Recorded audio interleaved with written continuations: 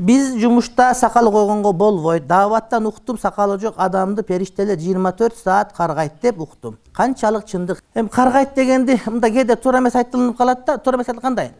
Мисалы үчүн бир адам сакал койсо, ошо сакал үчүн дайыма сооп жазылып турат да. Анткени сүннөткө амал кылып аткандыгы үчүн жүзүбө жазылып турат деген сөз. Анан сүннөткө амал кылбай койсоң, анда ошондо ошого күнөө жазылышы мүмкүн, ыктымалы бар. Бирок амал кылбай койсоң деген сөз. Анан ошого мажбур болуп калсаң анда кандай болот? Анда башка маселе. Ошон үчүн сиздики маселеге кошулбайт деп ойлойм. Мен ойлойм, бир убакыт келгенде биздин өлкөдө деле сакалдарын коюп иштей бере турган учурлар келет деп ойлойм. Мисалы үчүн чет өлкөгө барсаң, банкирлер сакалдарын коюп эле жүрө берет, америкалыктар деле. Анан ошондой бизде да сакалын койгон банкирлерди көргөнбүз, сонун болуп. Катарга барып калдык, бияктан бир банкир сакалы менен баса, тияктагылардын 2 эсе узун экен биздин банкирдин сакалы. Сакалын көрүп эрип калса, барды мынтип эле. Ушундай банкирлер бар силерде деп эле мынтип мен айттым, бизде ушундайлар бар дедим. Мынча сакалы менен. Дааватчыбыз дагы. Алхамдулилла.